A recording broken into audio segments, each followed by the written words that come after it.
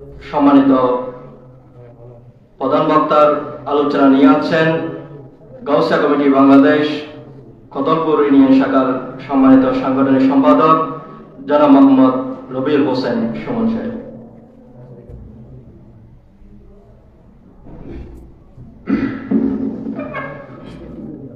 نحمده ونسلم على رسوله الكريم أما بعد أعوذ بالله من الشيطان الرجيم بسم الله الرحمن الرحيم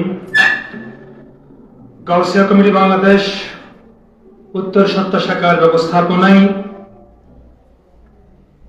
খলিফায়ে রাসূল খোলাফায়ে রাশিদিন হযরত আবু বকর সিদ্দিক রাদিয়াল্লাহু তাআলা আনহুর পবিত্র ফাতিহা শরীফ, পবিত্র গিয়ারবি শরীফ ও গাউসিয়া কমিটি বাংলাদেশ উত্তর সত্য শাখার অভিষেক অনুষ্ঠান ও মিলাদ মাহফিলের সভাপতির আসন অলঙ্কৃত করেছেন গাউসিয়া কমিটি বাংলাদেশ উত্তর সত্য শাখার সম্মানিত মান্যবর নবনির্বাচিত সভাপতি জনাব মোহাম্মদ গুলাম রহমান সাহেব। উদ্বোধকের আসন অলঙ্কৃত করেছেন গাউসিয়া কমিটি বাংলাদেশ ১ নং হলদিয়া শাখার সম্মানিত সুযোগ্য সভাপতি জনাব আলহাজ মোহাম্মদ শাহ আলম সাহেব। প্রধান অতিথি আসন অলঙ্কৃত করে আমাদেরকে ধন্য করেছেন গাউসিয়া কমিটি বাংলাদেশ উত্তর সত্য শাখার সম্মানিত মাননীয় উপদেষ্টা জনাব মোহাম্মদ মুজাফফর আলী চৌধুরী সাহেব সহ আমার পূর্ববর্তী অপরাপর সম্মানিত বিশেষ আলোচকবৃন্দ, মঞ্চে উপবিষ্ট অন্যান্য অতিথিবৃন্দ সহ আমার সামনে উপস্থিত সম্মানিত পীর ভাইয়েরা, বন্ধুগণ, যুবক ভাইরা এবং ছোট ছোট বাচ্চারা, আসসালামু আলাইকুম ওয়া রাহমাতুল্লাহি ওয়া বারাকাতুহু। সর্বপ্রথম মহান রব্বুল আলামিনের দরবারে শুকরিয়া জ্ঞাপন করছি। মহান রব্বুল আলামিন আমাদের আপনাদের সকলের হায়াতে জিন্দেগির একটি গুরুত্বপূর্ণ সময়কে বাছাই করে রব্বুল ইজ্জত তার প্রিয় নবী সরকার মুস্তাফার আলোচনা, তার সাহাবায়ে কেরামের আলোচনা তথা হুজুর গৌসুল আজম আব্দুল কাদের জিলানীর তাজকিয়া করার যে সুযোগ দান করেছেন, সেজন্য মহান রব্বুল আলামিনের দরবারে শুকরিয়া জ্ঞাপন করি আলহামদুলিল্লাহ। সেই সাথে লক্ষ কোটি দরুদ সালামের হাদিয়া প্রেরণ করছি বিশ্ব মানবতার মুক্তির দিশারি আকায়ে তাজেদার হুজুর কর্নূর মুহাম্মদ মুস্তাফা সাল্লাল্লাহু আলাইহি সাল্লামের পবিত্র সবজে গুম্বদে এবং খুবই শ্রদ্ধা করে স্মরণ করছি যার বদন্যতায় আজকের আয়োজন, বিশেষ করে আফজালুন নাস বাদাল আম্বিয়া খলিফায়ে রাসূল হুজুর হযরত আবু বকর সিদ্দিক সহ সমস্ত সাহাবায়ে কেরাম, তাবিঈন, তবে তাবিঈন, ইমাম মুজতাহিদিন, বিশেষ করে যার সিলসিলার মাধ্যমে মদিনা ওয়ালার সোহবত পাওয়ার যে সুযোগ রব্বুল আলামিন আমাদেরকে দান করেছেন, সেই শাহেনশাহ গাউসে পাক হুজুর মহিউদ্দিন আব্দুল কাদের জিলানী আল হাসান ওয়াল হুসাইনিকে আমি শ্রদ্ধা করে স্মরণ করছি। সেই সাথে শুকরিয়া জ্ঞাপন স্মরণ করছি খানদানে শ্রীকুট শাহেনশাহ শ্রীকুট সৈয়দ ইসলামী মুর্শিদি বানিয়ে জামিয়া আহমদিয়া সুন্নিয়া হুজুর আল্লামা সৈয়দ আহমদ শাহ শ্রীকুটি বানিয়ে জাসজুল সৈয়দ মিলাদুন নবী সাল্লাল্লাহু আলাইহি ওয়াসাল্লাম কুতুবুল ইরশাদ সৈয়দ ইসলামী মুর্শিদি হুজুর আল্লামা তাইয়্যিব শাহ রাহমাতুল্লাহ আলাইহিকে আজকের এই পবিত্রতম স্থান থেকে অত্যন্ত শ্রদ্ধার সাথে স্মরণ করছি। প্রিয় হাজরিন, গাউসিয়া কমিটি বাংলাদেশ সমগ্র বাংলাদেশের মধ্যে যতগুলা ব্রাঞ্চ রয়েছে, যতগুলা শাখা রয়েছে, তার মধ্যে যে কোনো জায়গায়, যে কোনো শাখায় যখন আমরা বক্তব্য রাখি, কথা বলি, আলোচনা করি, তখন একটা সংগঠনের, একটা ব্রাঞ্চের কথা আমরা সবসময় বলি। মহান রব্বুল আলামিনের দরবারে শুকরিয়া, আজকে সেই ব্রাঞ্চের ব্যানারে রব্বুল আলামিন আমাকে আসার বসার তৌফিক দান করেছেন আলহামদুলিল্লাহ। এটা আপনাদের খুশি করার জন্য বলছি না। যেখানে যাই, যেখানে কথা বলি, যেখানে আলোচনা করার সুযোগ হয়, যখন আমরা এক অন্যের সাথে আলোকপাত করি গাউসিয়া কমিটি কি করছে, কি করা দরকার, কি করা উচিত, তখন আমরা প্রথমে বলি উত্তর সত্য শাখার কথা আলহামদুলিল্লাহ। আপনাদের হুজুর কেবলা একটা কথা বলেছিলেন, একজন হুজুর কেবলার মরিদান তাইয়্যিব শাহ হুজুর কেবলার কাছে গিয়ে বলছেন, হুজুর দোয়া ফরমাইয়ে। হুজুর কেবলা বলছেন, দোয়া মত মাঙ্গো, কাম করো, কাম কি দোয়া है। এখানে উজ্জ্বল দৃষ্টান্ত রেখেছে উত্তর সত্য শাখা। সুবহানাল্লাহ। দোয়া কার কাছ থেকে চেয়ে যাইতে হয় না, চেয়ে নিতে হয় না, কাজ করেই যে দোয়া পাওয়া যায়। হুজুর কেবলা যে মিশনের কথা বলেছেন, दुआ मत मांगो काम करो काम भी दुआ है এই কার্যক্রমের সত্যিকার হিসেবে গাউসিয়া কমিটির যতগুলো ব্রাঞ্চ কাজ করছে তার মধ্যে আমি নাম্বার দিব না, কিন্তু অন্যতম হচ্ছে উত্তরসত্তা শাখা। আপনারা সত্যিই সৌভাগ্যবান, সত্যিই হুজুর কেবলা আলমের সচ্চা গোলাম, সচ্চা বাচ্চা, বাজি কা বাচ্চা। হুজুর কেবলা সবসময় বলে না, সত্যিকারের বাজি কা বাচ্চা তো আপনারাই। আমরা গোলাম দাবি করি, কিন্তু গোলামিয়তের যে লক্ষ্য সেটা অর্জন করা খুব কঠিন। কারণ গোলাম সবাই দাবি করতে পারে, গোলামি সবাই করতে পারে না। গোলামি করার জন্য তকদির থাকতে হয়, সামর্থ্য থাকতে হয়, সবচেয়ে বড় হচ্ছে নেগাকরণ থাকতে হয়।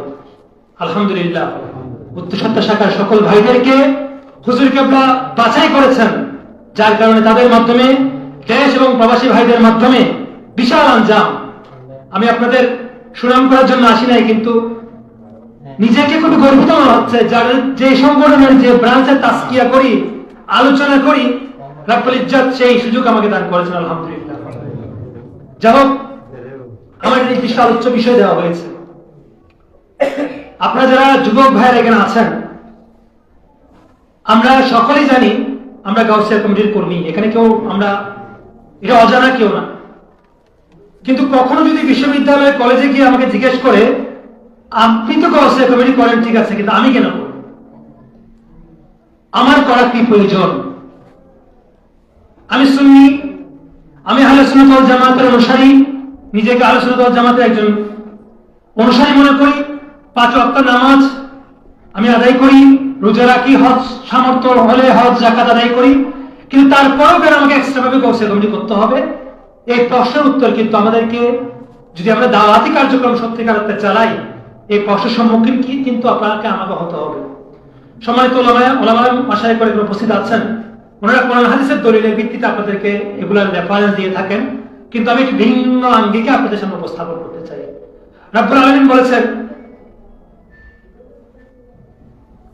ওমা খালাকতুল জিন্না ওয়াল ইনসানা ইল্লা লিয়াবুদুন, আমি মানুষ এবং জিন জাতিকে সৃষ্টি করেছি একমাত্র আমার ইবাদত করার জন্য।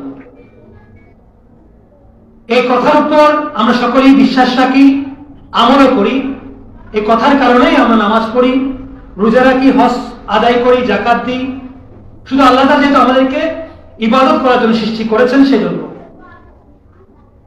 এই প্রথমতে রাসূল করিম সাল্লাল্লাহু আলাইহি ওয়াসাল্লাম যখন ইসলামের দাওয়াত দেওয়া শুরু করেছিলেন, সেই দিন থেকে আজ অবধি যারা লা ইলাহা ইল্লাল্লাহ মুহাম্মদুর রাসূলুল্লাহ সাল্লাল্লাহু আলাইহি ওয়াসাল্লাম এই কলমাটা উচ্চারণ করেছেন, মনে করে বিশ্বাস করেছেন এবং এর উপর আস্থা রেখেছেন, তারা কিন্তু ইবাদতের মধ্যে কোনো গাফিলতি করার চেষ্টা করেন না। কিন্তু এর মধ্যে একটা বিষয় থেকে যায়, গাউসিয়া কমিটির কার্যক্রমের মধ্যে অনেক কার্যক্রম করার আগে আমাকে আপনাকে বুঝতে হবে গাউসিয়া কমিটির উদ্দেশ্য কি, মূলনীতি। আমি আসলে জানার জন্য বলছি, আপনাকে জানি গাউসিয়া কমিটির মূলনীতি কয়টি? গাউসিয়া কমিটির মূলনীতি হচ্ছে 5টি। একটা ঘর 4টা পিলারের উপর থাকে, এই 4টা পিলার থেকে যদি একটা পিলার ভেঙে যায়, ঘরটা ভেঙে পড়বে। গাউসিয়া কমিটির কার্যক্রম 5টা ছুরির উপর আছে, এটাকে মূলনীতি বলা হয়। এই 5টা মূলনীতি কি কি? 1 নাম্বার ঈমান। আপনার ঈমান কিন্তু সহি হইতে হবে। ঈমান কাকে বলে? আমানতু বিল্লাহি ওয়া মালাইকাতিহি ওয়া কুতুবিহি ওয়া রাসূলিহি ওয়াল ইয়াউমিল আখির। এইভাবে যে মুফাসসির ইমাম মুজাম্মিল আমরা মুখে বলি, সেখানে 7টা বিষয়ের উপর আপনাকে ঈমান রাখতে হবে। আমরা সকলে জানি, আমি একটা স্মরণ করি, এটা আলোচনা করছি। 7টা বিষয়ের উপর যে ঈমান রাখবে তিনি মুসলমান। এখন 7টা বিষয়ের মধ্যে প্রথম বিশ্বাস হচ্ছে আল্লাহর উপর বিশ্বাস। এখন আমি আপনি সকল ব্যক্তি আল্লাহকে বিশ্বাস করে, ঈমানের পরে কিন্তু আকীদা। এই আকীদার গুরুত্ব কেন আসছে সেজন্য আমি আলোচনা করছি। আল্লাহ কয়টা? এক। আল্লাহ এক, লা শারীকা লাহু, আল্লাহ এক। আচ্ছা এবার আসেন একটাকে একটু বিশ্লেষণ করি। একটা কেমন এক? এটা কি ম্যাথমেটিক্যাল এক যে এককে ভগ্নাংশ করা যায়? এক কি 2 দিয়ে ভাগ দিলে 0.5 আসে? তাহলে আল্লাহ কেমন এক যে এককে কি 2 দিয়ে ডিভাইড করা যাবে এমন এক? এককে কি মাল্টিপ্লাই করা যাবে, গুণ করা যাবে, বিয়োগ করা যাবে? তাহলে খেয়াল করেন একের মধ্যে আকীদা আছে কিনা? এক মানে সংখ্যাগত এক না, এটা হচ্ছে অদ্বিতীয় এক। তাইলে আল্লাহর উপরে বিশ্বাস রাখছেন এক বলে, কিন্তু একের মধ্যে আবার ভালো করে বিশ্বাস রাখতে হবে। আপনি যদি আল্লাহকে এক বলেন, কেমন এক? সংখ্যাগত এক। তাহলে আপনাকে একজন নাস্তিক বলবে সংখ্যাকে তো ভাগ করা যায়, সংখ্যাকে দুই ভাগে ভাগ করলে 0.5 আসে। তাহলে কি আল্লাহকে দুই ভাগে ভাগ করা যাবে? দেখেন, ঈমান রেখেছেন কিন্তু একের উপর, আর আকীদা বলছে যে এই এক সেই এক না যে এককে ভাঙা যায়। তাহলে ঈমানের পাশাপাশি আকীদা দরকার আছে কিনা? আচ্ছা আসেন, এরপর আল্লাহর তো অনেক আরো বিশ্বাস আছে। আল্লাহকে বলি যে আমরা হাজির নাজির মনে করি, আমরা আল্লাহকে আমরা সমস্ত জ্ঞানের অধিকারী, মূল মালিক মনে করি। আল্লাহ তাআলা সবকিছু দেখেন, শুনেন, এই ধরনের বিশ্বাস রাখার ঈমান। এখন শোনার জন্য কান থাকতে হবে না। এখন যদি বলি যে আল্লাহর কান আছে, নাউযুবিল্লাহি মিন যালিক, তাহলে আকীদা ঠিক আছে? তাহলে বুঝেন, ঈমান মানে বিশ্বাস, আর আকীদা মানে সঠিক বিশ্বাস। সেজন্য হুজুর কেবলা আলম সকল ঈমানদারদেরকে আবার আকীদার মধ্যে আবদ্ধ করার জন্য 2 নম্বর মূলনীতি দিয়েছেন, আকীদা। এখন যদি বলেন যে আবার মুসলমান হতে হলে আকীদা ঠিক করতে হবে কিনা, আকীদা ঠিক করার জন্য আল্লাহ তাআলা বলে দিচ্ছেন। দেখেন, আমাদের এই লঘুর মধ্যে কোরআন আয়াত আছে, ওয়াকুনু মাস সাদিকিন। এই আয়াতের প্রথমে লেখা আছে একটা আয়াত, ইয়া আইয়ুহাল্লাযীনা আমানু ইত্তাকুল্লাহ।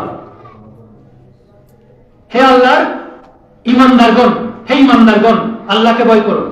এই আয়াতের পূর্ব আয়াত, ইয়া আইয়ুহাল্লাযীনা আমানু ইত্তাকুল্লাহ, হে ঈমানদারগণ আল্লাহকে ভয় করো। ওয়াকুনু মাস সাদিকিন, এই লঘুর মধ্যে যে আরবি লেখা আছে এটা তো ওয়াকুনু মাস সাদিকিন, তোমরা সত্যবাদীদের সাথী হও। তাহলে সত্যবাদীদের সাথে হওয়ার জন্য আল্লাহ কাকে বলেছেন? ঈমানদারদেরকে। সত্যবাদীদের সাথে হওয়ার আগে ভয় দেখিয়েছেন, ইত্তাকুল্লাহ, আল্লাহকে ভয় করো। তো যারা ঈমানদার তাদেরকে আল্লাহ ভয় দেখিয়েছে কেন? ইত্তাকুল্লাহ। তার মানে ঈমানদারগণ ভুল পথেও যেতে পারে, ঈমানদারগণ বিপদগামী হতে পারে। এই জন্য আল্লাহ বলেছে ইত্তাকুল্লাহ, আল্লাহকে ভয় করো। আবার এর সমাধান দিয়েছেন, হে আল্লাহ আমি ভয় করছি, এখন কি করবো? ওয়াকুনু মাস সাদিকিন, তুমি সত্যবাদীদের সাথী হও। সত্যবাদী কারা, এটার প্রশ্ন আমি উত্তর করে দিচ্ছি, কিন্তু আমি আপনাকে এটাই বুঝতে যাচ্ছি, ঈমান আনলে ঈমানদার হওয়া যাবে না, আকীদাও কি রাখতে হবে? ঠিক রাখতে হবে। তাই হুজুর কেবলা আলম আমাদেরকে 2 নম্বর ভিত্তি দিয়েছেন, আকীদা। সেজন্য আমরা আকীদায় আহলে সুন্নাত। আমাদের আকীদার মূল ভিত্তি হচ্ছে মাতুরিদি আশআরী আকীদা, যেটা প্রমাণ নেই ইমাম আলা হযরত আহমদ রেজা খান ফাযিলি বেরলভী হয়ে আমাদের কাছে মাসলাক আলা হযরত হিসেবে আমাদের সামনে এসেছে। আকীদা একটাই, আহলে সুন্নাত ওয়াল জামাত। আকীদা আর মাসলাক আলা হযরত মানে এটা নতুন আকীদা না, আহলে সুন্নাত ওয়াল জামাতের আকীদা। যখন যিনি আমার সামনে উপস্থাপন করেছেন তার নামটা আমরা প্রথমেই নিই। সঠিকভাবে ভিন্ন কোন বাতিল শক্তি যখন আকীদাকে ভিন্নভাবে উপস্থাপন করেছে, তখন যিনি সঠিক পথে আমাদের পক্ষে কলম ধরেছেন তার মসলক হিসেবে আমরা আখ্যায়িত করি।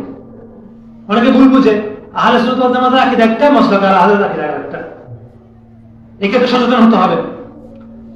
যাই হোক, তাহলে ঈমানের পর আকীদা, তারপর হচ্ছে ঐক্য।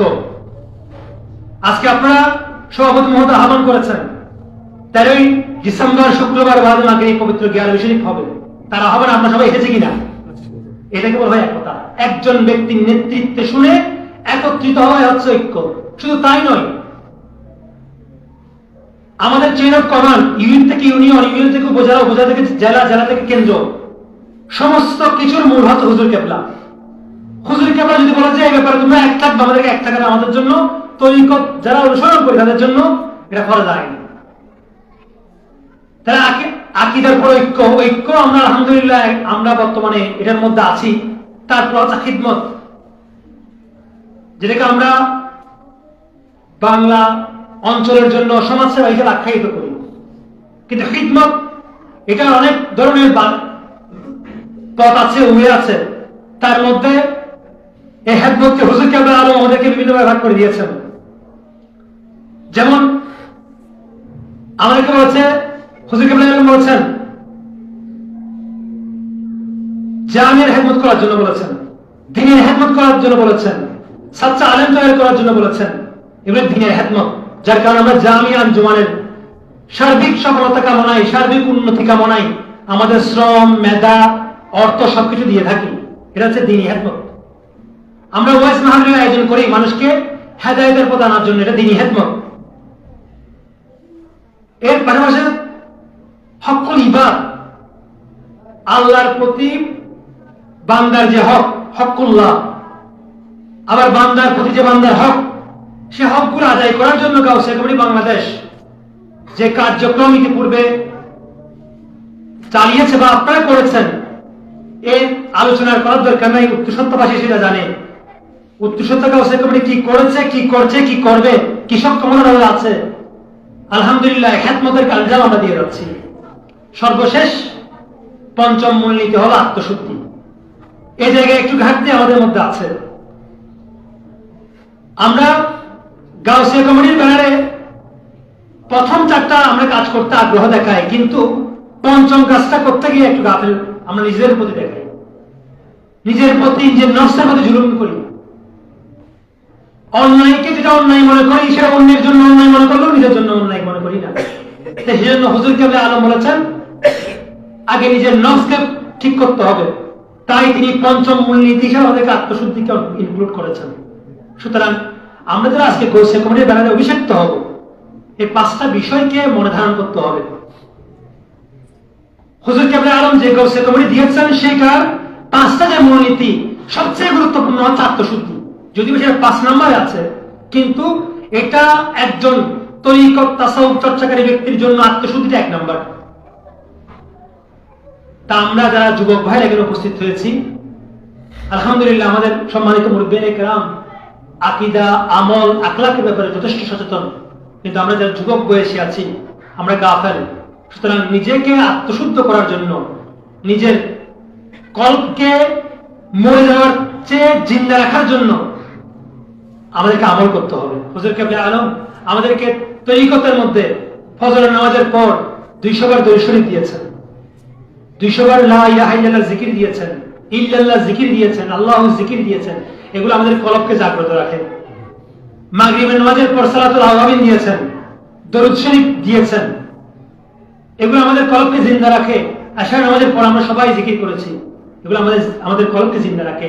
আমাদের আত্মা আমাদেরকে জানিয়ে দেয় এই জিকির তোমার আত্মাকে কলুষিত থেকে মুক্ত করছে, ধুয়ে ফেলছে, মুছে ফেলছে, তোমার আত্মা কলবের মধ্যে যে গুনার দাগ লেগেছে এগুলো মুছে ফেলছে।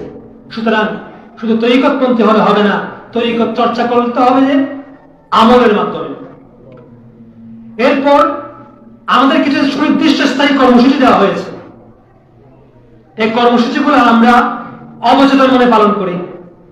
আমি আশা করবো এখানে অনেক ধরনের উন্নয়ন হয়েছে, আলহামদুলিল্লাহ কার্যক্রম অসম্ভব ভালো চলছে।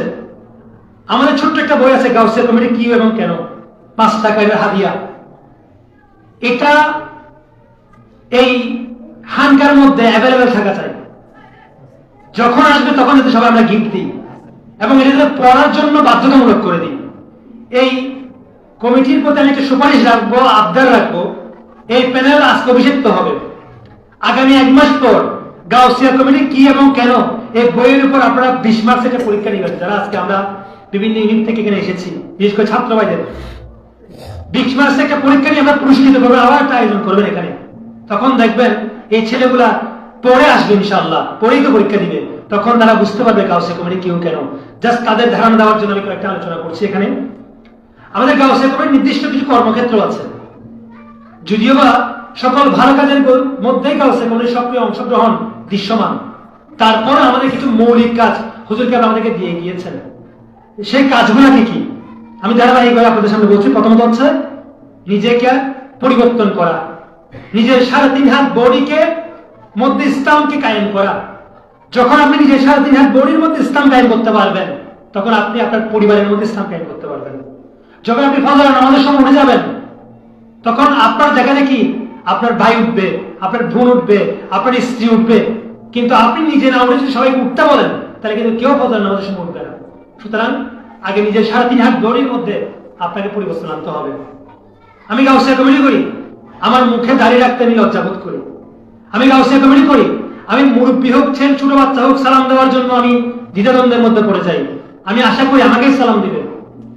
আমি গাউসিয়া কমিটি করি, কিন্তু আমার মধ্যে অন্যের হক নষ্ট করার মন মানসিকতা আছে। আমি গাউসিয়া কমিটি করি, অন্যের উপর জুলুম করার মন মানসিকতা আমার মধ্যে আছে। তাহলে আমি কিন্তু গাউসিয়া কমিটির নামটা ব্যবহার করছি। ফুজুজিয়ত, বরকত, শাইখে গাউসে বগদাদের যে রুহানি নজর আমার উপর কখনো বর্তাবে না যদি আমার মধ্যে আমার আত্মা, আমার দৈহিক যে উন্নয়ন সেগুলো আমি পরিবর্তন না ঘটাই। সুতরাং হুজুর কেবলা আলম আমাদেরকে বলেছেন তোমার প্রথম কাজ হচ্ছে আত্মশুদ্ধি বা আত্ম উন্নয়ন। দ্বিতীয় যে কাজটা দিয়েছে সেটা হচ্ছে সমাজ এবং দিনী সংস্কার, যেটা আলহামদুলিল্লাহ আলহামদুলিল্লাহ সুম্মা আলহামদুলিল্লাহ ৭২ শাখা খুবই সফলতার সাথে আমদানি দিয়ে যাচ্ছে। এই হানকার মাধ্যমে দিন ইসলামের হেদমত হচ্ছে, জামি আঞ্জুমানের হেদমত হচ্ছে, পাশাপাশি সমাজ সংস্কারমূলক কার্যক্রম আলহামদুলিল্লাহ এই যে দেখেন এখানে আজকে যে আয়োজন, শিক্ষার্থীদের শিক্ষামূলক কার্যক্রমের সহায়তা প্রদান, মেয়ে কন্যাদায়গ্রস্ত পিতার মেয়ের বিয়েতে সার্বিক সহযোগিতা, অসহায় ব্যক্তি ঘর নির্মাণ,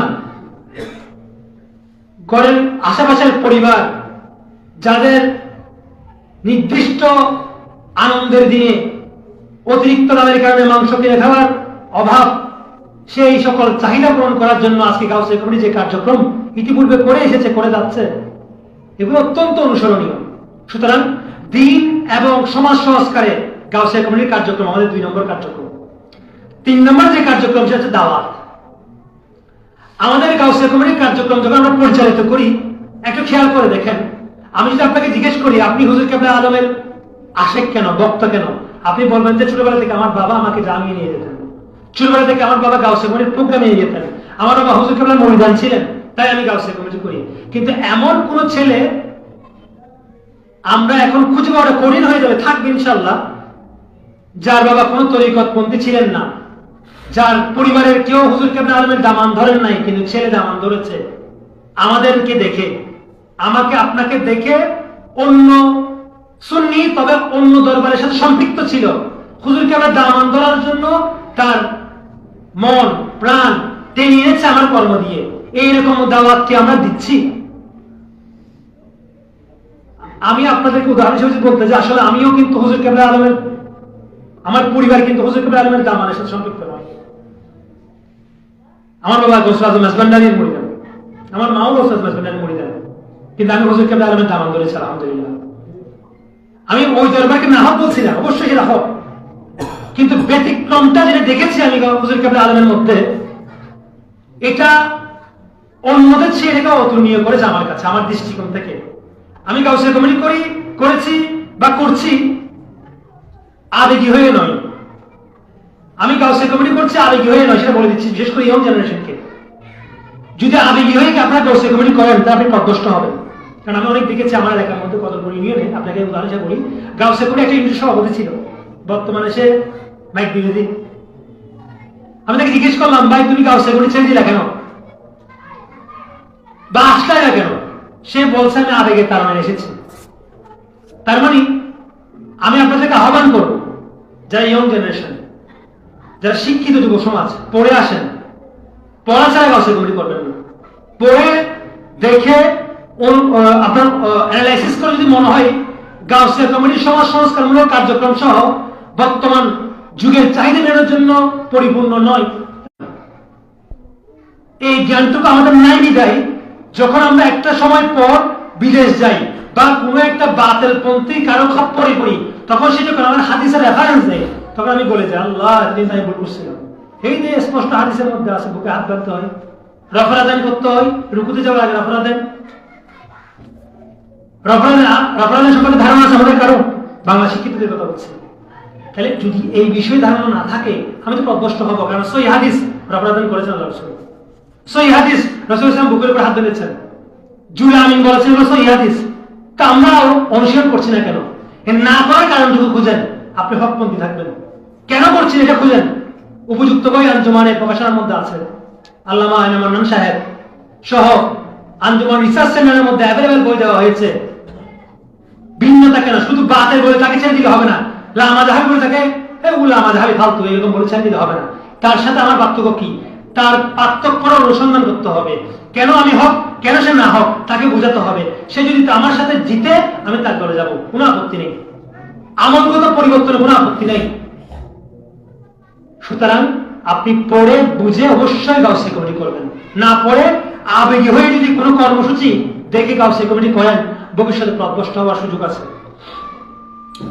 এরপর 4 নম্বর কার্যক্রম কি? এই যে ধরনের মজলিস, বিশেষ করে গিয়ার শরীফের পরে তার বিহিত মজলিস, হুজুর কেবলা আলম আমাদের এখন দাওয়াতুল হাই মজলিসে দিয়েছেন। যদি একটু সহযোগিতা করেন, আপনাদের ইংলিশ শেখার আন্ডারে মসজিদ কয়টা আছে? 10টা মসজিদ আছে। আমি আমার বিশ্বাস এই ইংলিশ শেখার আন্ডারে আলহামদুলিল্লাহ দাওয়াতুল হাই চলমান আছে প্রত্যেক মসজিদে। এই দাওয়াতুল হাইটা আজকে সম্মানিত দাওয়াতুল হাই সম্পাদক 2টা মাসালা বলেছেন। এই যদি প্রত্যেক মসজিদের ইমাম সাহেব বা মুয়াজ্জিন সাহেব আসরের নামাজের পর একটা মাসালা বলেন এবং একটা ফর্ম যদি তিনি রদ্দ করে না রাখেন, তাহলে কিন্তু দাওয়াতুল হাই অটোমেটিক চলতেছে। এই জন্য মাইক, নির্দিষ্ট বক্তা, নির্দিষ্ট খাবার তবরুকের আয়োজন করার দরকার নাই। হুজুর কেবলা আলম আমাদেরকে বলেছেন যদি সম্ভব হয় প্রতিদিন আসরের নামাজের পর প্রত্যেক মুয়াজ্জিন সাহেব যদি একটা করে মাসালা বলে, এটা দাওয়াতুল হাই। প্রতিটি শুক্রবার যদি আসরের নামাজের পর নির্দিষ্ট দিনে সকল এলাকার মধ্যে দাওয়াত বের হয়ে, ভাইজান আজকে মাগরিবের নামাজটা আপনারা অমুক মসজিদে পড়বেন, খেলার মাঠে গেলাম অমুক মসজিদে পড়বেন। সেই মসজিদের মধ্যে যদি যেদিন 10 জন মুসল্লি হয়, আমার দাওয়াতে সেদিন 50 জন মুসল্লি হবে। যদি আমি এলাকায় গিয়ে দাওয়াত দিই, শুক্রবার মাগরিবের নামাজ বা আসরের নামাজ আমরা অমুক মসজিদে একসাথে পড়বো। 15 মিনিট সময় হুজুর কেবলা যে তরতিব দিয়েছেন, সেই তরতিব অনুসারে, বিশেষ করে গাউসিয়া তরবিয়ত সাহেবের মাধ্যমে যে তরতিব দিয়েছেন, এই বিষয়ভিত্তিক আমল দেখবেন 2 শুক্রবার করার পর 3য় শুক্রবার মুসল্লিগণ বলবেন, ভাইজান একটা আরেকটা মাসালা বলেন, শুনতে ভালো লাগছে। যে দাওয়াতুল হাই মজলিসের মধ্যে মানুষ বসাতে আপনার কষ্ট হয়ে যাচ্ছে, পদ্ধতিগত চেঞ্জ যদি করি যে আমরা, তাহলে তার বেইতি মজলিস, আলোচনার মজলিসগুলো আমরা চালু রাখতে পারবো। কিন্তু দুর্ভাগ্যবশত এর তার বেইতি মজলিসগুলোকে, ছোট ছোট আলোচনার বিষয়গুলোকে আমরা মাহফিল কেন্দ্রিক করে ফেলেছি। গরু জবাই করা ছাড়া আমাদের এই তার বেইতি মজলিস জমে না। আমাকে ক্ষমা করবেন, এখানে অনেকরাম আছেন, মাহফিলের বিজ্ঞ দাওয়াত দিয়ে হুজুর না আনা ছাড়া, বড় মাহফিল মিলে আমাদের করা ছাড়া তার বিহিত মজলিসের কোনো মজা নাই। কিন্তু হুজুর কেবলা এই তার বিহিত মজলিসের কথা আমাদেরকে বলেন নাই। আমাদেরকে বলেছেন প্রত্যেক নামাজের পর যে মসজিদ আছে সেই মসজিদের ইমাম, পেশ ইমাম, মুয়াজ্জিন, খতিব সাহেব যদি একটা মাসালা বলেন, সেটাই তো দাওয়াতুল হাই মজলিস, ধারাবাহিক আলোচনা। সুতরাং এই ধরনের কর্মসূচি হাতে নেওয়ার জন্য আমি আবদার রাখবো আপনাদের কাছে। পঞ্চম যে কার্যক্রম, এটা আমাদের চলমান রয়েছে, হচ্ছে সেমিনার বা ওয়াজ মাহফিল। এটা আমরা অবশ্যইভাবে পালন করছি এবং অতিরিক্ত ভাবে পালন করছি, যেটা আমাদের ছোট ছোট তরবিয়ত মজলিসগুলোর জন্য বাধাপ্রাপ্তি স্বীকার করতে হচ্ছে আমাদেরকে। সুতরাং বাৎসরিক মাহফিল ছাড়া ছোট ছোট মসজিদ ভিত্তিক মাহফিল, মসজিদ ভিত্তিক তরবিয়তি মজলিসের আয়োজন করার জন্য আমাদেরকে সজাগ থাকতে হবে। এরপরে 6 নাম্বার সবচেয়ে গুরুত্বপূর্ণ যেটি হচ্ছে যে তরিকতের দাওয়াত। হুজুর কেবলা সৈয়দ ইসলামের মুর্শিদ সৈয়দ আহমদ শাহ শ্রীকুলি রহমতুল্লাহি আলাইহি যখন হাজরত চৌরবির কাছে বায়াত গ্রহণ করেছেন, উনি বায়াত গ্রহণ করার পর উনি চেয়েছিলেন যে পাহাড়ে জঙ্গলে চলে যাওয়ার জন্য। কিন্তু হুজুর কেবলা হাজরত চৌরবি রহমতুল্লাহ বলেছেন, ये फकीरी कुछ नहीं है, मखलूक का खिदमत बहुत बड़ा इबादत है। তুমি যদি ফকিরি করার জন্য পাহাড় জঙ্গলে চলে যাও, দুনিয়া তোমার কাছ থেকে কি পাইলো, মাগলুক তোমার কাছ থেকে কি পাইলো। সুতরাং তুমি তোমার ফকিরি দেখানোর জন্য পাহাড় জঙ্গলে যেতে হবে না, তুমি মাগলুকের মধ্যে থাকো। আমরা হুজুর কেবলা সৈয়দ ইসলামের মুর্শিদ সৈয়দ আহমদ শাহ শ্রীকুটি, সৈয়দ মোহাম্মদ তাইব শাহ রহমতুল্লাহ আলাইহি, আমার হুজুর কেবলা সৈয়দ মোহাম্মদ তাহের শাহ রহমতুল্লাহ বাজাতুল্লাহ আলী, হুজুর পীর আমরা হুজুর কেবলাকে সাধারণ মানুষ মনে করি। তাদের মধ্যে আসলে কিছু নাই, আধ্যাত্মিকতা বলতে কিছু নাই। তারা সাধারণ মানুষ, তাদের চাল চলন বেশভূষা সব আমাদের মতো। আসলে আমাদের মতো হওয়ার একটা নিসবত আছে, একটা উদ্দেশ্য আছে। কারণ এটা শ্রীকুটকে তো হাত চরবি বলেছেন, ফকিরি দেখানোর দরকার নাই, মাগলুককে হেদমত করো, মাগলুকের মধ্যে মিশে যাও। আমার অ্যানালাইসিসমেন্ট বলছে কি, ওনারা চাইলে কিন্তু গতিশীল হয়ে অনেক কাজ করতে পারতেন, যেটা বর্তমান প্রেক্ষাপটে আমরা দেখি।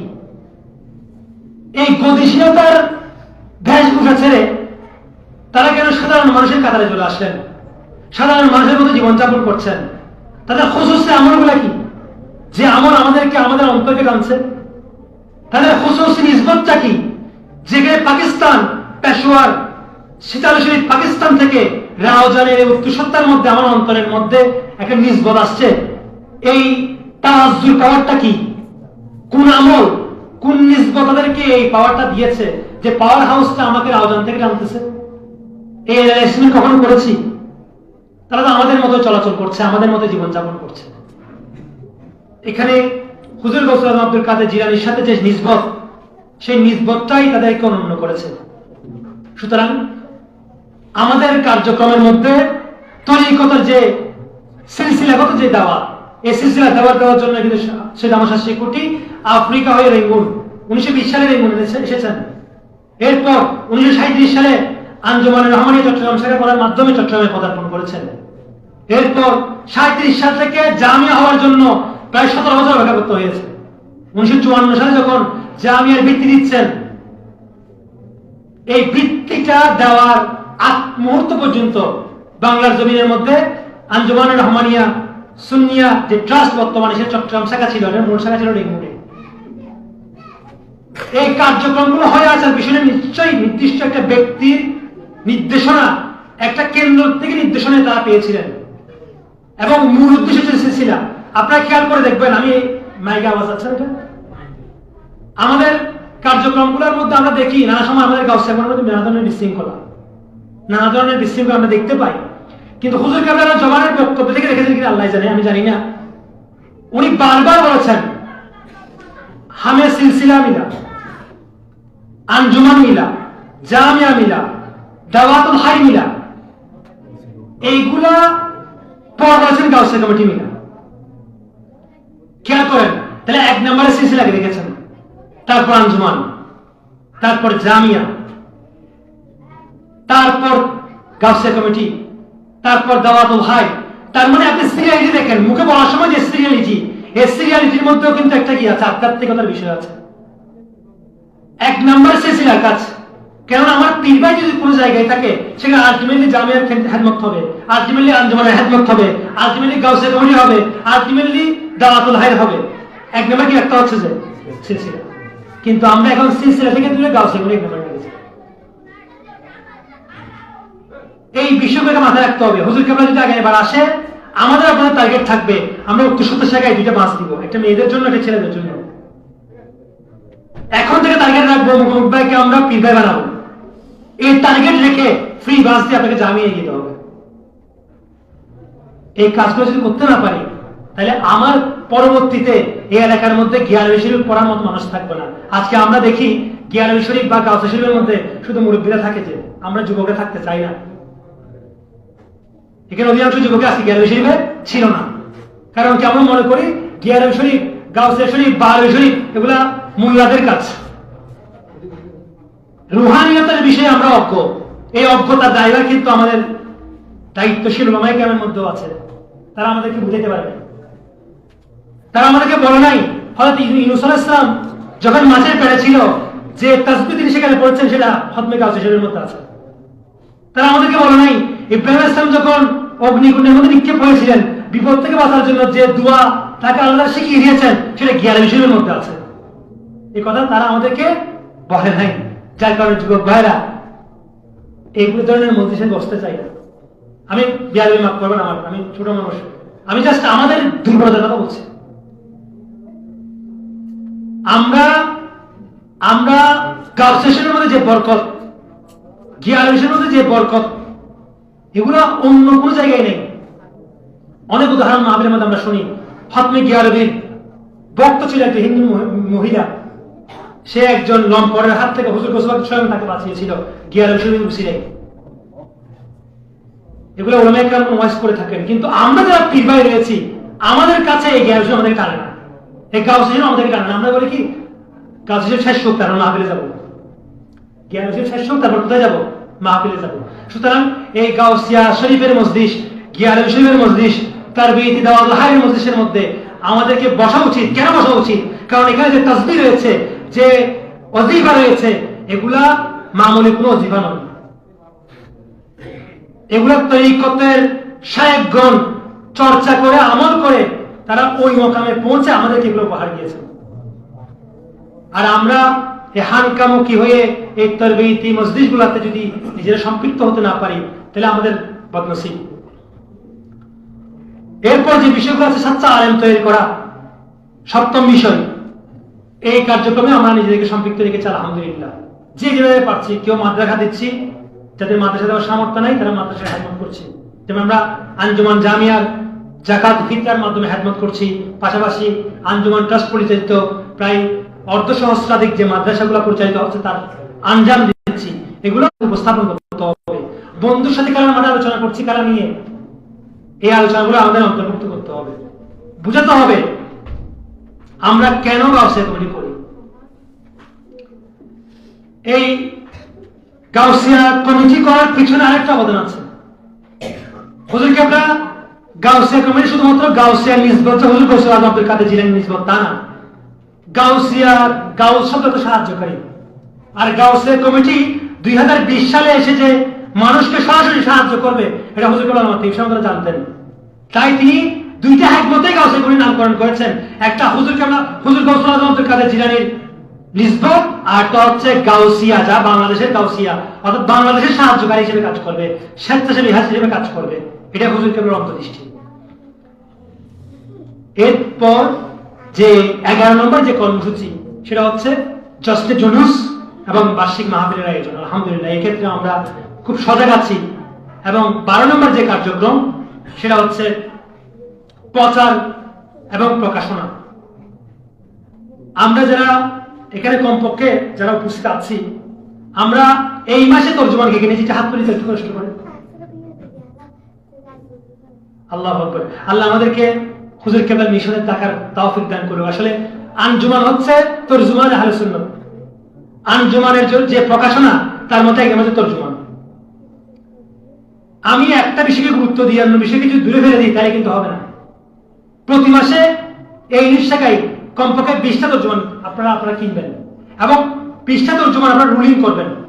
2 দিন 3 দিন এই ছাত্রের কাছে, 3 দিন ওই ছাত্রের কাছে। একটা পাঠক ফোরাম করবেন, তর্জমান পাঠক ফোরাম, এবং নির্দিষ্ট হকারকে বলবেন যে এই পাঠক ফোরামকে তর্জমান দেওয়ার জন্য। তর্জমানের উপর ভিত্তি করে প্রতি 1 মাস পর পর একটা পরীক্ষা নেন তর্জমানের বিষয়ের উপর। সেটা হয়তো পারে আপনার প্রশ্ন উত্তর করবার পরীক্ষা, মৌখিক পরীক্ষা হোক, লিখিত পরীক্ষা হোক, এটুকু চর্চা থাকবে, স্টুডেন্টদের মধ্যে চর্চা থাকবে। মনে রাখবেন, আমি দুনিয়া থেকে চলে গেলে আমার কবরের পাড়ে গিয়ে জিয়ারত করার মতো ব্যক্তি যদি এখন সৃষ্টি করে না যায়, তাহলে কিন্তু দৈনিক পূর্বপুরের মালিকের ছেলে তো আপনারা সবাই জানেন, 3/4 শার্ট প্যান্ট পরে ইমামতি করেছে। আর বেশি দিন দূরে নাই আমাদের পরবর্তী প্রজন্ম আমাদেরকে মোটরের পানি দিয়ে গোসল করাবে, আর এদেরকে একবারে সরিয়ে বলবে যে আমি ইমামতি করবো। এটা করেন কি জিনিস? 3/4 প্যান্ট টুপি ছাড়া শার্ট প্যান্ট পরে কি করবে? তারা নামাজের ইমামতি করবে। ছেলে হিসেবে সে হকদার এই কথা বলে ইমামকে দূরে সরিয়ে রাখবে যদি আমি আমাদের যোগ্য উত্তরসূরি রাখতে না পারি। এখন কারো সময় নেই মোবাইলের পিছনে আমরা।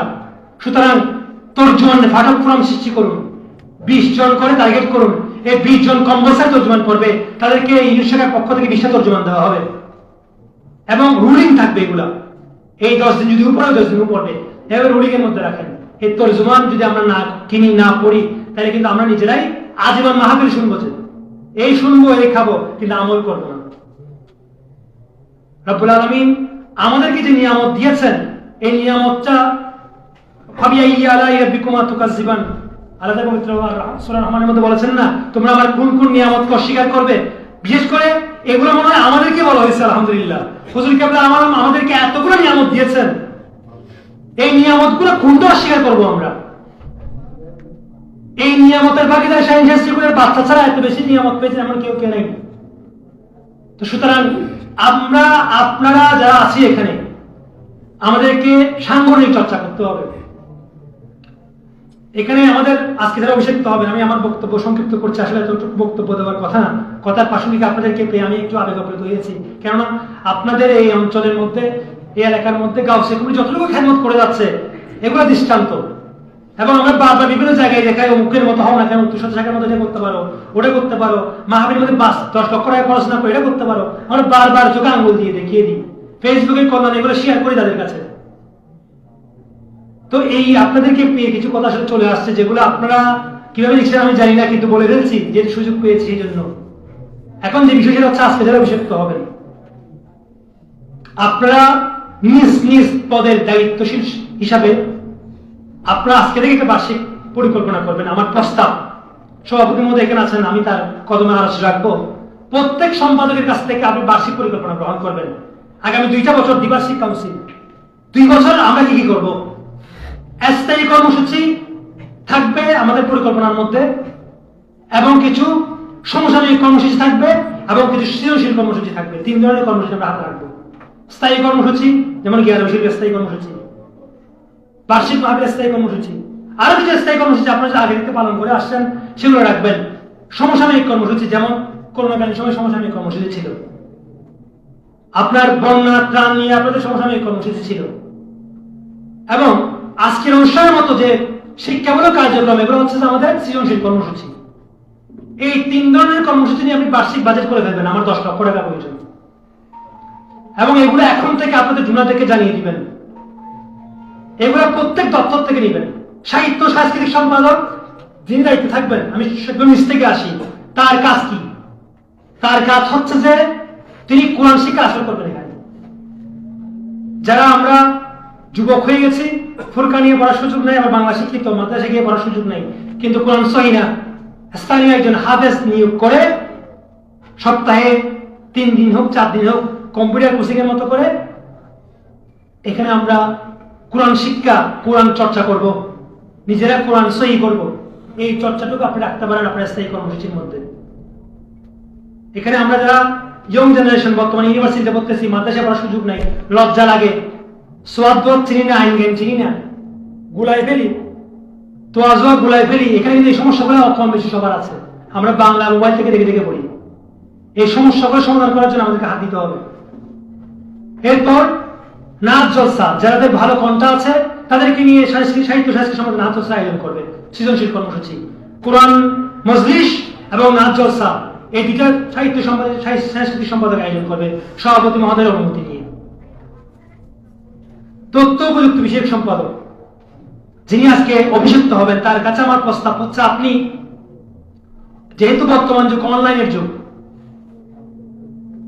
ভালো আপনি নিজেও গ্রাফিক্স ডিজাইন বলেন, সোশ্যাল মিডিয়ার যে কার্যক্রম আছে এবং খণ্ডিত কিছু কার্যক্রমের ভিডিও ফুটেজ আপনি আপনার সোশ্যাল মিডিয়ায় আপলোড করবেন, এবং আপনার মাধ্যমে গাউসিয়া কমিটির যে প্রচার প্রসার এগুলোর আধুনিকায়ন হবে।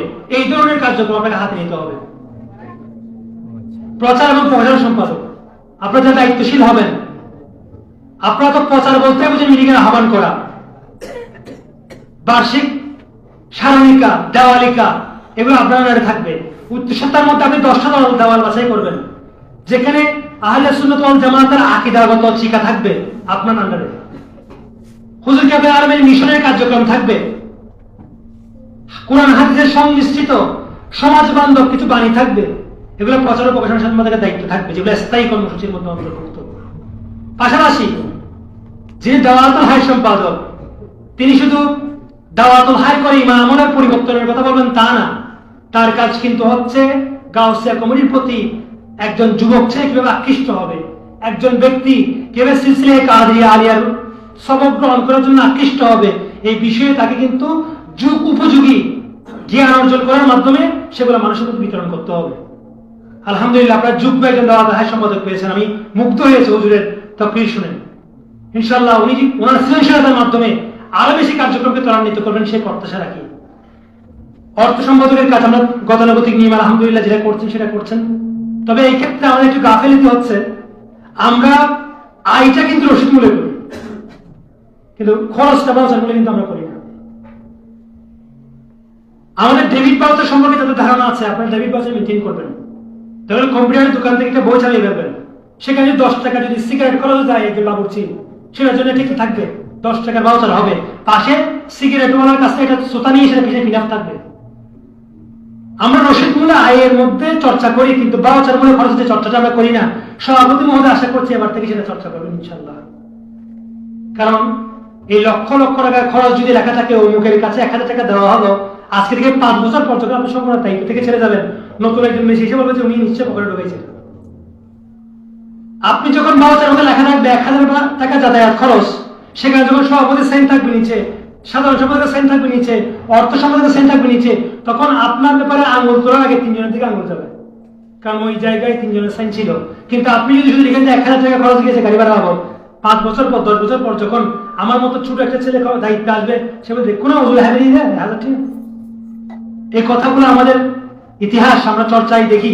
সুতরাং বাউচার মধ্যে আপনি এগুলো না করেন, তাহলে কিন্তু আপনার খেদমত একদিন প্রশ্নবিদ্ধ হবে। কারণ আপনার সময়টা আমরা দেখছি না, পরবর্তী প্রজন্ম দেখছে না, তারা দেখবে ফাইল। সুতরাং এই ক্ষেত্রে আপনারা একটু সজাগ থাকবেন। আমি জানি এগুলো চর্চা হয়, তারপরে সজাগ করিয়ে দেওয়া।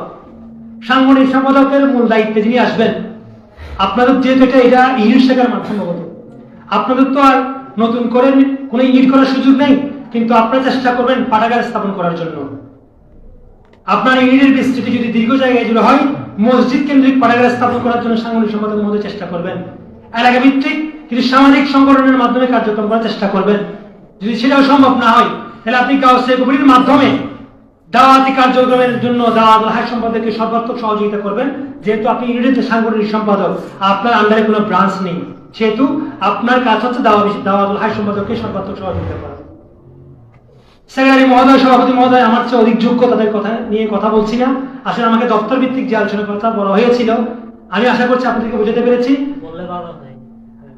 আমাদের যিনি সাধারণ সম্পাদকের দায়িত্বে থাকবেন, ওনার প্রথম কাজ হচ্ছে সভা আহ্বান করা। উনি সভাপতির পরামর্শ নিয়ে নির্দিষ্ট রেজুলেশনে প্রথমে সভা আহ্বান করবেন। সেটা সবার নোটিশটা ফেসবুকে মেসেঞ্জারের কল্যাণে হোক, হোয়াটসঅ্যাপের কল্যাণে হোক, সেটা যাতে প্রত্যেক সদস্য এবং কর্মকর্তার কাছে পৌঁছায়, সেটা রেসপন্স নেওয়া পেয়েছেন কিনা, এক্ষেত্রে প্রধান সম্পাদকের সহযোগিতা নেবেন। কিন্তু অতীত সময় আমরা আমাদের মুরব্বীরা যে সংগ্রহ করেছেন, তারা খামে করে সবার নোটিশ পাঠিয়ে দিত এবং সেখানে স্বাক্ষর, আমরা যখন ছোট ছিলাম ক্লাস 7 পড়া অবস্থায়, আমার সভাপতি মনে একটা খাতা দিত, সেখানে সবার আহ্বান নোটিশ থাকতো। আমি সাইকেল নিয়ে সবার ঘরে ঘরে গিয়ে স্বাক্ষর নিতাম। যাকে পাই নাই তার ঘরের পরিবারের সদস্যের কাছ থেকে সাইন নিতাম। এরকম একটা সময় ছিল। আজকে যুবক ভাইয়েরা হোয়াটসঅ্যাপ মেসেঞ্জারের কারণে এই কষ্ট থেকে তারা অনেকটা তাদের কষ্ট লাঘব হয়েছে, কিন্তু এই প্রক্রিয়ায় কিন্তু মুরব্বীগণ কাজ করেছেন আমরা জানি। আমিও আমার সংক্ষিপ্ত জীবনের মধ্যে করতে পেরেছি আলহামদুলিল্লাহ। কিন্তু এই প্রক্রিয়া হচ্ছে প্রথম ধাপ। পরবর্তী ধাপ হচ্ছে যে যখন তিনি সভা আহ্বান করবেন, সবার পরিচালনা করবেন কিন্তু দপ্তর সম্পাদক। সভা পরিচালনা করার দায়িত্ব হচ্ছে দপ্তর সম্পাদকের। ওনাকে দায়িত্বটা শেখাতে হবে, না জানলেও শেখাতে হবে। হলগুলোর অনুমতি ক্রমে অন্য কেউ দপ্তর সম্পাদকের দায়িত্ব পালন করবে, এই সবার দায়িত্ব পরিচালনা করবে। সাধারণ সম্পাদক মহোদয় স্বাগত বক্তব্য দিবেন সবার মধ্যে, সভাপতি মহোদয় সভাপতিত্ব করবেন, সভাপতির বক্তব্য থাকবে লাস্টে। এই ধরনের ফর্মালিটি আমাদের মধ্যে এখন বর্তমানে নাই। আজকের প্রোগ্রামের সার্থকতা কোথায় জানেন?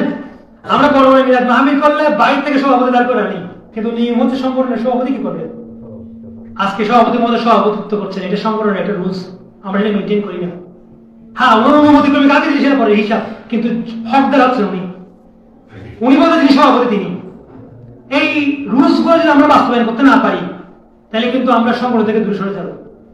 সাধারণ সম্পাদক মহোদয় কাজ শুধু আপনার সভা সেমিনার আয়োজন করে না, পুরো সংগঠনের প্রাণমান হচ্ছেন উনি। প্রত্যেকটা দফতরের কার্যক্রম চলছে কিনা, যেমন আমাদের ব্রেইন যেরকম, আমাদের হাত পা আঙ্গুলের প্রধান জায়গা হচ্ছে ব্রেইন, সেক্রেটারি মহোদয় হচ্ছে আমাদের সংগঠনের ব্রেইন। দপ্তর সম্পাদক হচ্ছে হাত কাজ করছে কিনা কন্ট্রোল করতেছে, চোখ কাজ করতেছে কিনা কন্ট্রোল করতেছে, না কাজ করতে কিনা কন্ট্রোল করতেছে। ঠিক সেক্রেটারি মহোদয়ের কাজ হচ্ছে প্রত্যেক দপ্তরের কাজগুলো চলমান আছে কিনা, বার্ষিক পরিকল্পনা অনুযায়ী নির্দিষ্ট মাসে, যেমন জানুয়ারি মাসে আপনারা কর্মসূচি দিয়েছেন 3টা, একটা গিয়ার বিষয়, একটা দিয়েছেন অনেক কুইজ প্রতিযোগিতা, একটা দিয়েছেন দাওয়াতি সভা। এই 3টে কার্যক্রমের জন্য 3টে উপকমিটি করেছেন। এই 3টে উপকমিটি কাজ করতেছে কিনা এগুলো তদারকি করতে সাধারণ সম্পাদক এবং সাংগঠনিক সম্পাদক মহোদয়ের কাছে। তারা তদারকি করবে 3টে কর্মসূচি জানুয়ারি মাসে ঠিকভাবে হচ্ছে কিনা। ফেব্রুয়ারি মাসে দিয়েছেন সদস্য সংগ্রহ অভিযান, নির্দিষ্ট ফর্ম চালু করেছেন, ফর্ম এলাকায় ছেড়ে দিয়েছেন, ফর্ম গুলো পূরণ করতেছে কিনা, ফর্ম পূরণ করার আগে গাউসিয়া কমিটি কিউ কেন এই বইটা সে পড়েছে কিনা, পড়ে পরীক্ষা দিয়েছে কিনা, পরীক্ষা দিয়ে ফর্ম পূরণ করবে, এই ফর্মের মধ্যে আসছে কিনা, এই চর্চাটা আপনাদের মধ্যে আনতে হবে। আর সভাপতি মহোদয়ের কথা কি বলবো, উনি তো হচ্ছেন যে হার্ট সংগঠনের জন্য। ওনার সুনির্দিষ্ট দিকপাল হিসাবে একজন নৌকার মাঝি যেমন একটা নৌকাকে নির্দিষ্ট গন্তব্যে নিয়ে যায়, তিনি হচ্ছেন যে একটা নৌকার মাঝি যেমন ঝড় তুফান বাধা উপেক্ষা করে ওই নৌকাটাকে নির্দিষ্ট গন্তব্যে নিয়ে যায়, সভাপতি মহোদয় সকল কর্মী বাহিনীকে নিয়ে সেই লক্ষ্যে নিয়ে যাওয়ার দায়িত্ব ওনার কাজের উপর।